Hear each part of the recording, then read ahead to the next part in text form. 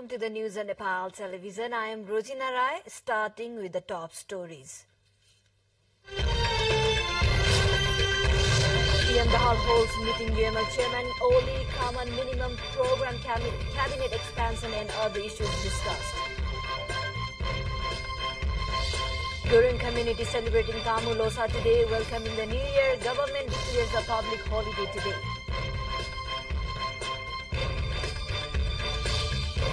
More children and 7 killed. The victims demand tighter gun restrictions.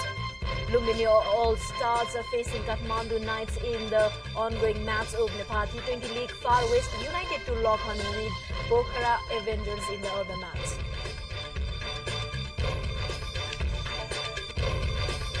And tributes pour in from around the world globes as football legend Haley's passes away at the age of 82.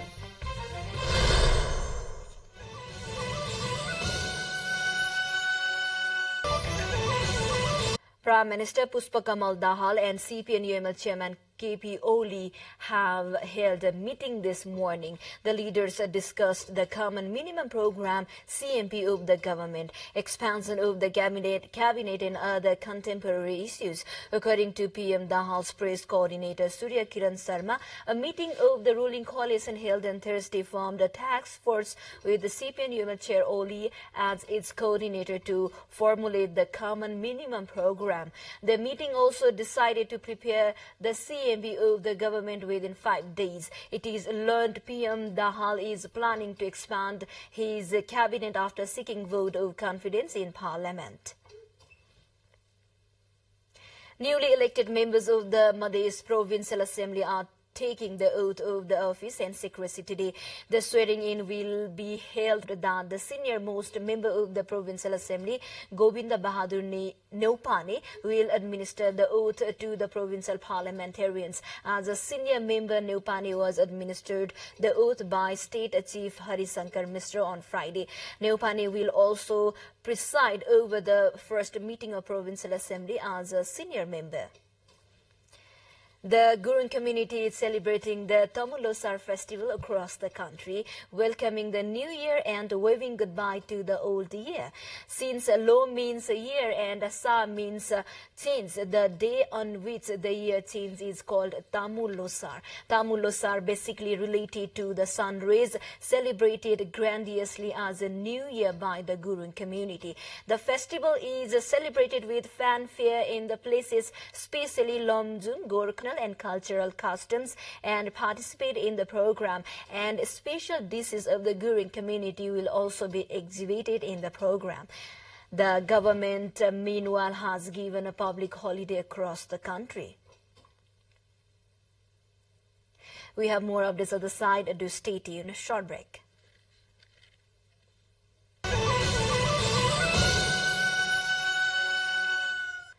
Welcome back. Authority has fully implemented the Mobile Device Management System MDMS from today.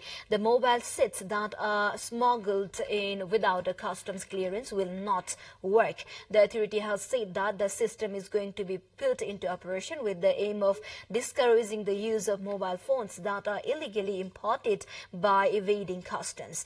The authority also has issued a public notice for the past 1 week on the use of mobile without registration will be banned. According to the authority, mobile phones brought personally from abroad should also be declared in the customs declaration form. The authority has also clarified that such notification can be used only after registering it online in the MDMS system. Now we have updates from international front. There have been violence archive. Data compiled by the independent body shows there were 1,637 children and teenagers shot dead this year alone. Further research by British broadcaster Sky News found in the 2 weeks between May 17 and May 31, there were 30 mass shootings, defined as a shooting of where 4 or more people are killed or injured, not including the gunman. The families of the victims are calling for change but are concerned their voices are not being heard. They say they want to see tighter gun restrictions. The United Nations Residence and Humanitarian Coordinator for Afghanistan, Ramiz Alakabrob, said Thursday the humanitarian needs in rights of women and girls were preserved. Alakbarov said the agency was also working to get negotiations going that would lead to women being able to go back to work and girls being able to go back to school. Major aid agencies on Thursday warned that Afghans will die because of the Taliban order banning women from working at non-governmental groups and stressed that female staff are crucial for the delivery of life-saving humanitarian assistance across war-battered Afghanistan. The dire prediction came after the Economy Ministry last week said women can no longer work at international or domestic NGOs, allegedly because they are not wearing the Islamic headscarf or hijab correctly at their workplace. Break. Welcome back. Thank you for staying with us. And now the remaining international headliners. Recovery teams working at the site of the Cambodian hotel casino fire on Friday found the remains of more victims. Video from the Thai relief organization Romkat Anu Foundation showed their members carrying two bodies out from the scene, shrouded in sheets.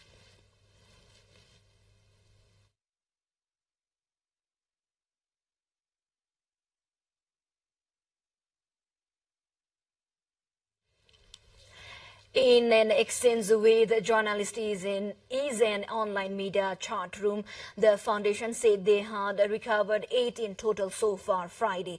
The officials' death toll so far is 19, that including Thai, Chinese, Malaysian, Vietnamese, Cambodian and Nepali. That number is sure to rise as teams access more of the buildings. The correct number of injured is 60 now. The Grand Diamond City complex in the border town of Poipe was heavily damaged in the blaze that broke out around midnight on Wednesday and raged for 12 hours. Inspired by the tattoo-covered stars of Argentina World Cup winning soccer team, thousands of fans are flocking to tattoo parlors to celebrate and obtain a permanent ink memento. Lionel Messi is at the top of the Buenos Aires body art craze, one of the top tattoo artists in the country. For a hyper-realistic image of Messi is Cesareo Cup. His waiting list is over a year long now. Sebastian Fernandez, who went to Qatar and was in the stadium when Messi raised the trophy, said it was at that moment that he knew he wanted that image tattooed. Fernandez's tattoo took more than 8-hour day of non-stop work to get the giant tattoo done. To more updates before that, let's have a quick look at the highlights of the site.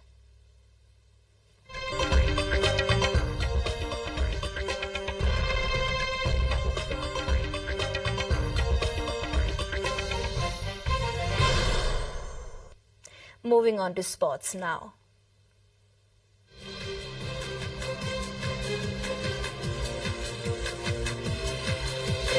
Is playing against the Kathmandu Knights in today's first match of the Nepal T20 Cricket League. In the match underway at the TU Cricket Ground in Kirtipur, Kathmandu is chasing the target of 151 runs posted by Lumbini. Kathmandu Knights so far has garnered 98 runs in loss of 7 wickets in 18 overs. Lumbini, that chose to bat first after winning the toss, scored 150 runs, losing 8 wickets in the stipulated 20 overs. Lumbini is also at the top of the points table, earning 8 points from 8 matches so far, while Kathmandu is at third place with 4 points from equal number of matches.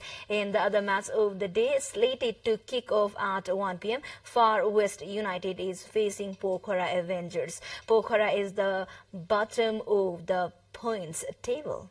Test player ever has died at the age of 82. He is credited with scoring a world record 1,281 goals in 1,363 appearances during a 21-year career, including 77 goals in 92 matches for his country. The only player to win the World Cup 3 times, lifting the trophy in 1958, 1962 and 1970. Pele was named FIFA's Player of the Century in 2000. President Jair Bolsonaro has declared 3 days of national mourning. Pele had been suffering with kidney and prostate problems in recent years. He had a surgery to remove a tumor from his colon in September 2021 at the Albert Einstein Hospital in Sao Paulo. He was readmitted to hospital in late November 2022. We are almost at the end of this news bulletin, but before we say goodbye, quick reminders of the top stories. PM Dahal holds meeting. UML Chairman Oli, Common Minimum Program, Cabinet Expansion and other issues discussed. Gurung community celebrating Tamil Losa today, welcoming the New Year. Government declares a public holiday today. More children and teenagers shot in the U.S. in 2022 than any other year. 1,637 killed. Victims demand tighter gun restrictions. Lumbini facing Kathmandu in the ongoing match of... And tributes pour in from around the globe as football legends Pele passes away at the age of 82. Brazil declares 3 days of national mourning. Well, this is all we have for this moment. Until our next bulletin, goodbye and namaste.